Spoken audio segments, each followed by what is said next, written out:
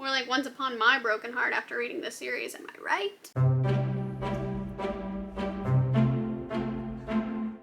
Hi, welcome back to my channel, or welcome if it's your first time here. I'm Lindsay, and I'm so excited to do this video talking about the Once Upon a Broken Heart series by Stephanie Garber. I think I teased it a couple of times. So first of all, I just want to say that I only have the first two books here with me because I borrowed the third from Libby. I love Libby. It is a library app.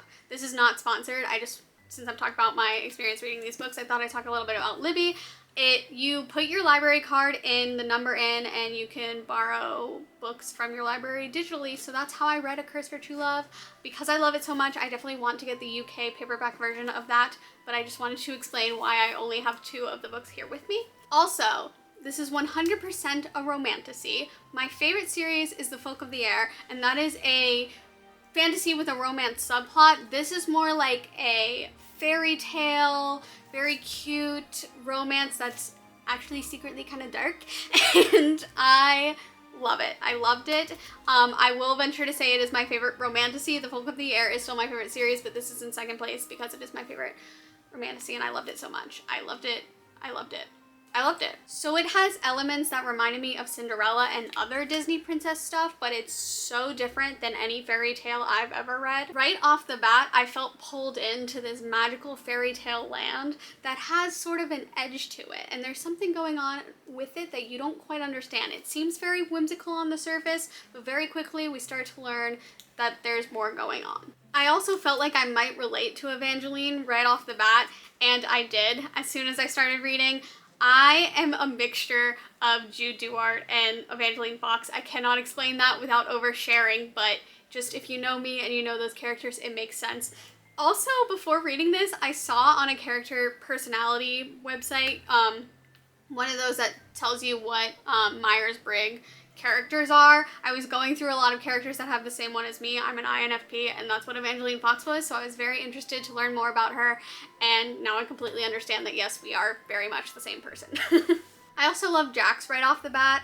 I could tell right away that he was this little shit that was masking his pain with his attitude, with his cruelness. Again, comparing it to my favorite series, but it did remind me of Cardan. However, he is very different from Cardan. I also didn't know, like, I could tell right away there was something more to him, but I didn't know why. I hadn't read Caraval, so I kind of have done this backwards.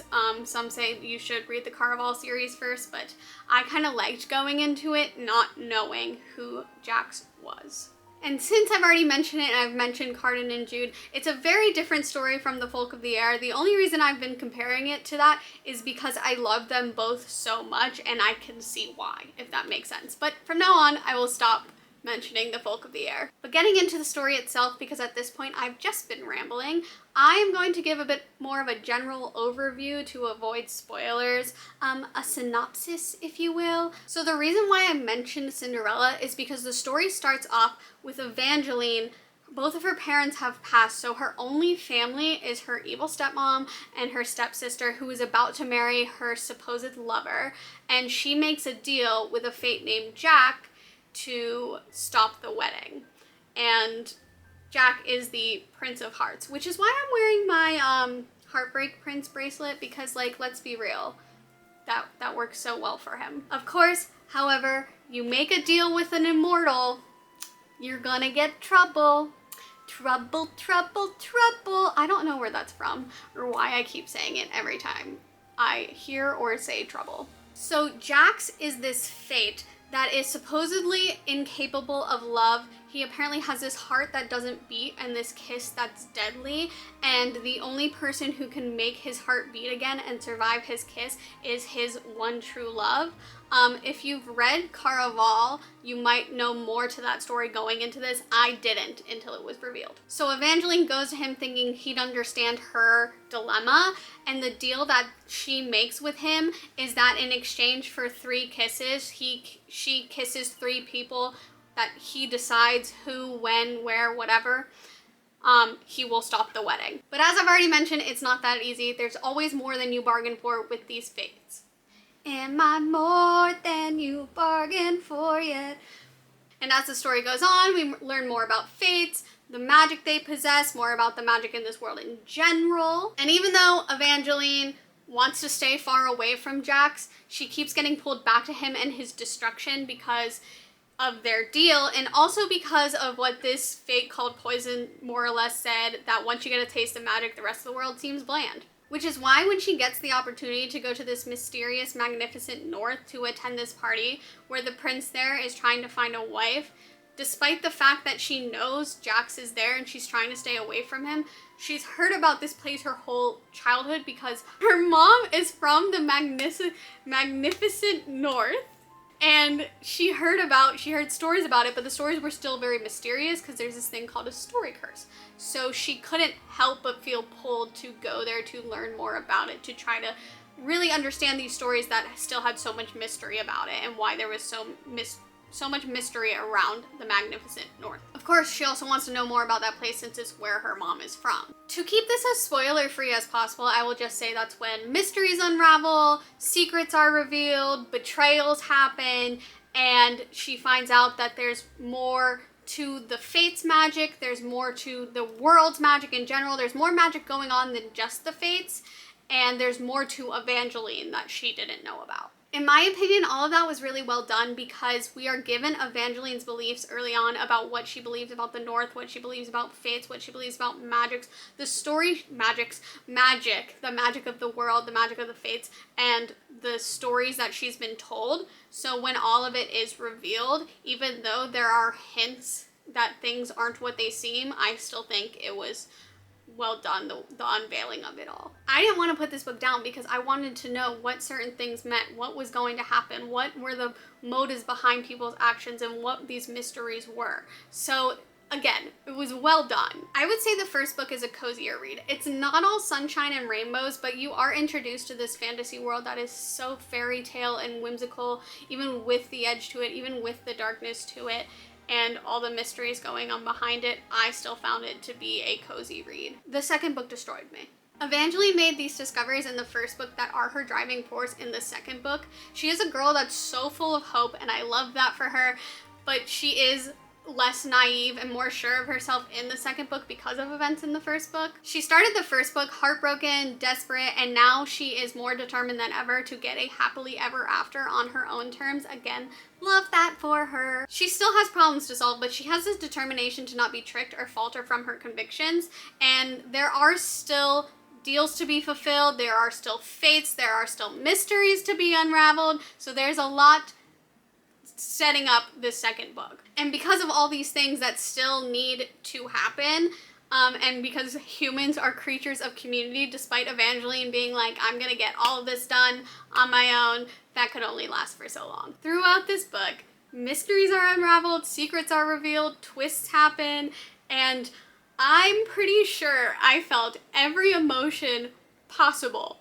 I might have felt some new emotions while reading this book. I cannot even begin to describe the way this book broke me when I finished it. But I will say there's one point where I wrote in the margins that I was going to fist fight a character. And there was another part where at the end of a chapter I wrote like multiple paragraphs, a multiple paragraph long analysis of that chapter. Because I'm normal, that's all I'm gonna say about this book to avoid spoilers, other than the tears I cried behind these hazel eyes. Now, the third book, frustrating at times, but truly melted my heart. I remember people being disappointed by it. I didn't read it when it came out, so I did see some spoiler-free reviews where some people were disappointed by it, and I can understand why. I still liked it, and I can't say a whole lot about it without spoiling the other two. It did take the magic to a whole other level and give more revelations. It just kind of had new problems than the other two books. The biggest reveals plot-wise, I think, were in the second book, because that book had some just huge plot points. Just, I've already said my piece about that book. I love it. It broke me. The third book had some big plot points too, but it didn't quite have the same level of shocks and twists as the second book. It did still have an interesting plot and surprises. Also, this series is third-person point of view, and it focuses on one character through the majority, like almost 100% of the first and second book, but in the third book it shifts to other characters more. I do think it made sense for this series to do that. I think the third book would not have worked as well had it not done that, had it just focused on Evangeline because of things that happened in the second book. Also, because it's third person, I do think it's a little less jarring than it would have been if this were a first person point of view book.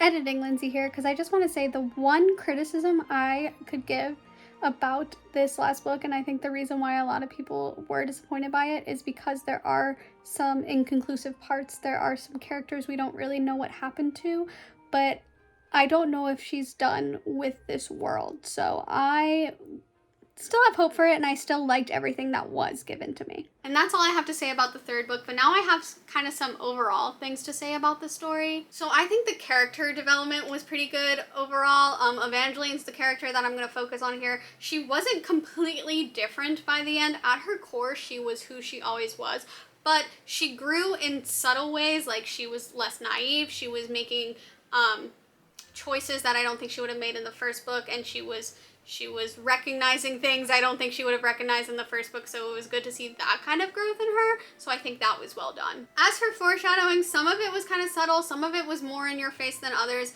but I still think it was well done. A lot of the stuff that was in your face still wasn't obvious because it's making you think that something's gonna happen in a specific way, and then it happens, but in a completely different way that you did not expect, so it's almost kind of like when it didn't happen the exact way you expected, you're like, oh, it's not gonna happen, and then it was inevitable and happened anyway in a different way. 10 out of 10, I love that. The magic of this story was different from other stories that I've read. The whole picture of the world is pretty whimsical, and the magic seems that way at first, but truly it's this dark, cursed, troubling magic. And also very mysterious. A big part of this story is mystery. There's multiple characters that I loved. Lala, I adored her. Evangeline and Jax have definitely been added to my Blorbo list. I mean, okay, so there's these cute little dragons in the series, and I need one, and I love them so much. That was a big part of the series that I loved.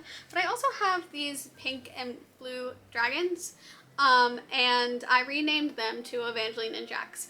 Because if there's one thing about me, it's that I like the things I like in an obviously very normal way. My one note on my experience reading this that isn't necessarily a criticism, but isn't just, oh, I absolutely love this or whatever, I didn't fall in love with it right away like I did with The Folk of the Air. I liked it at first, but I slowly fell in love with it, and maybe that's what Stephanie Garber intended. So yeah, that's my review and kind of synopsis of this series. I hope you enjoyed this video. If you liked it, please like and subscribe.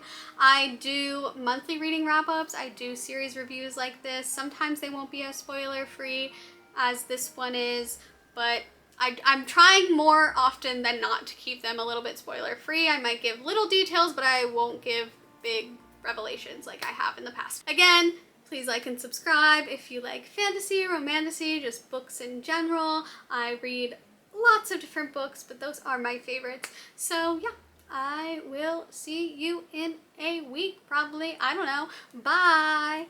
Is from the magnificent